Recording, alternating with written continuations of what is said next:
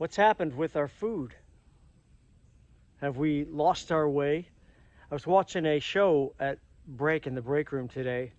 It was on one of these public TV stations, and they were talking about, actually, it was turned all the way down, and I was kind of looking at my phone, and I looked up and noticed images of gardens, people tending gardens, people canning from their garden, vast 20, 30, 50 jars all set up to do canning, to put food away.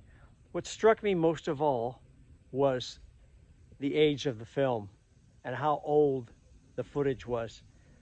And I knew it was really old because most of it was in black and white, if not all of it.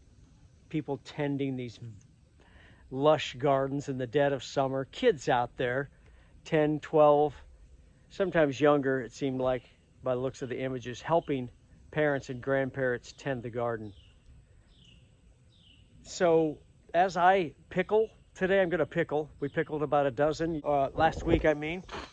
You can see these tomatoes.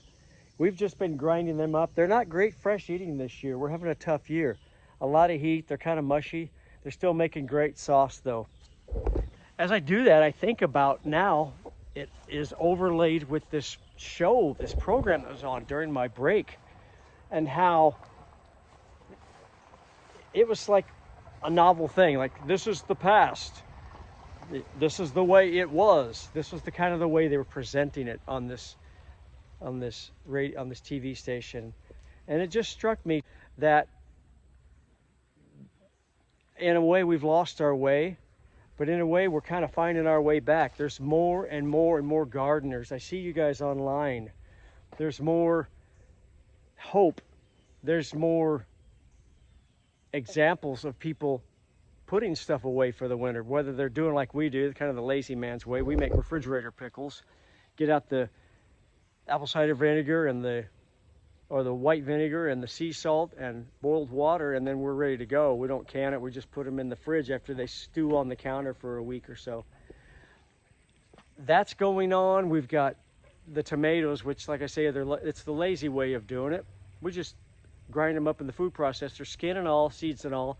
Makes wonderful sauce. Freeze them in freezer bags and pull them out when we need them. But we are kind of finding our way back, aren't we? If anybody agrees with me, that would be great if you could just shout it out in the comments. I almost tripped. I'm good, and I'm back. It's hot out here, so I got to watch my step. By the way, the heat index is right now about 95 or 96. Been a tough year, but we still persist. We're still, my wife, as we speak, is freezing, canning tomato sauce. And it's just pureed tomatoes. We can make sauce with it. We can make tomato soup with it in the winter. We can make a, do you notice how I like backing through this arch? We can make ketchup if we felt like it. We probably won't. But, goodness, look at this Chinese long bean. 2 feet plus. Not edible anymore, but we'll save it for seeds. So we're doing that today. Pickling a little bit later, I'll be doing that in the kitchen. So there's hope. I know others of you are out there doing the same thing. Trying your hand, maybe for the first time, at pickling, or refrigerator pickles at least, or fermenting. You can buy store-bought cabbage. We're getting ready to do that in a couple days and just make store-bought cabbage sauerkraut. It's great. Peel off the outer leaves, plenty of them because it's from the store. I peel off probably 3 or 4 layers and toss it. I don't even put it in my compost because I'm that particular about what goes in our compost. Trying to keep it as pure as I can. I know impurities will find their way in. Look at that pumpkin patch, guys. Look at this thing.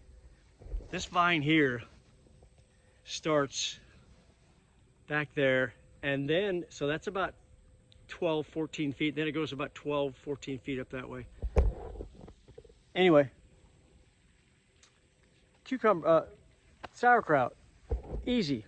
We can't always grow our own, but we can get it from the store and carefully handle it and prep it, and it's great.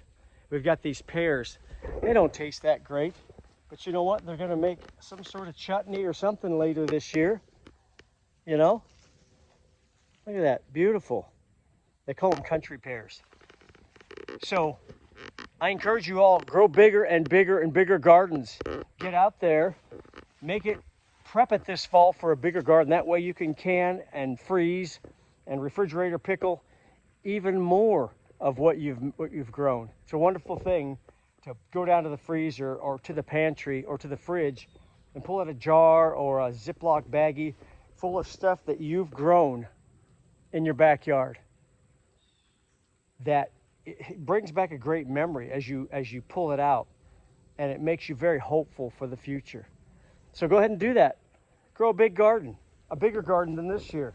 My motto used to be, and it still is on this channel, start small, think big. I started with one 5x3 raised bed over there, and we grew 10 or 15 pounds of carrots, and then we grew a few tomato plants later in the season. Now we've got 4 5x3 raised beds and 2 8x3 raised beds and a bunch of in-ground plantings and the wall garden. So we've expanded. We keep expanding because we keep trying to put up more and more each year, because then we could share with others.